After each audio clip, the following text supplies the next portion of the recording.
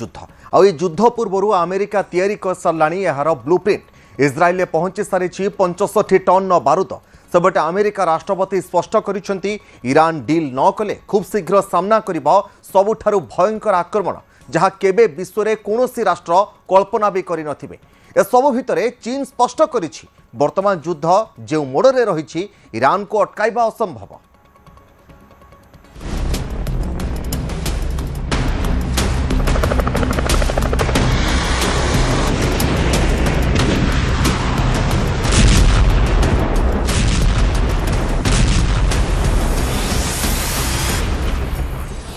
इज्राएल में पहुंचला 6500 टन बारूद। डार्क ईगल रु हेबो कि हाइपरसोनिक आक्रमण। मे मासर प्रथम सप्ताह ही ईरान उपर सबुठारु भयंकर आक्रमण पई प्रस्तुति आरंभ हो जाइछि। ट्रंप एमिति किछि दाबी करिसेंती जे एबे ईरान उपर एपरि किछि ढंगरे आक्रमण हेबो जहा कि गत 3 दशंधि भितरे केही केबे देखि नथिबे। एपटे चीन संकेत देइछि कि ईरान को अटकाइबा एबे असंभव परि मने हेउछि। वर्तमान सुधा प्रस्तुति नहीं जो खबर सामने को आसुछि ताहा समस्त को विचलित कर देबा परि। अंतर्जातीय खबर सरबराह संस्था रॉयटर सूचना अनुसार व्हाइट हाउस रे 45 मिनिट धरी ट्रंप एवं टॉप कमांडर मध्य गुरुत्वपूर्ण आलोचना होइछि। एही बैठक रे ईरान उपरे केबे केमिति हेबो आक्रमण से नहीं सविशेष निष्पत्ति निया जाइथिबा चर्चा हेउछि। सेपटे एडमिरल कुप्र जे कि सेंट कमर मुख्य अछंती से मध्य सूचना दैछंती एथर ईरान उपर एपरि किछि ढंगरे आक्रमण पई आमे प्रस्तुति करूछु जहा ईरान को पूरा ध्वस्त विध्वस्त करि देबो।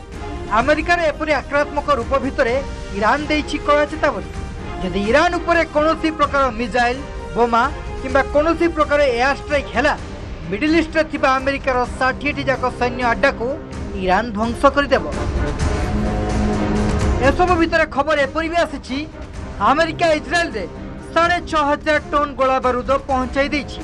खबर एपरि भी आसुछि ईरान यार पहाड़िया दूरवर्ती अंचल रे लुचाई रखिथिबा मिसाइल गुडी को नष्ट करबाकू अमेरिका यार हाइपरसोनिक मिसाइल माडे करबाकू योजना करुछि।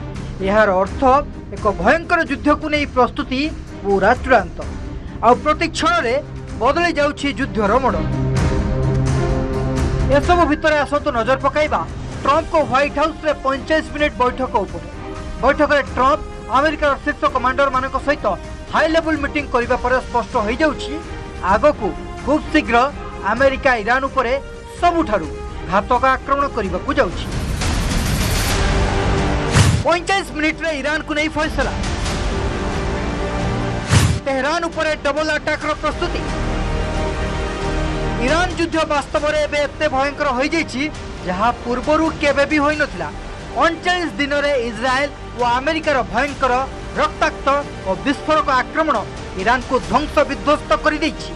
याकू देखि विश्वर प्रमुख युद्ध विशेषज्ञ अनुमान करुथले ईरान एबे अमेरिका और इज्राएल आगरे नतमस्तक होई जिवो।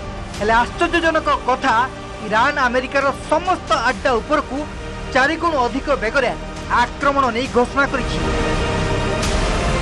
एसबू भितर खबर आसी अमेरिका राष्ट्रपति डोनाल्ड ट्रंप व्हाइट हाउस शीर्ष सैन्य अधिकारी सहित 45 मिनिट धरी बैठक करिसेंती जहाँ इशारा करुछि खूब शीघ्र ईरान उपर जोरदार आक्रमण करबाकू जाउछि अमेरिका। सबुठारु चांचल्यकर कथा हेउछि जदि एथर अमेरिका ही आक्रमण करे तेबे ईरान रो विनाश एक प्रकार निश्चित बोली कहा जाउछि। Bureau report news 18 Odia. Paschimbang निर्वाचन भोट गणति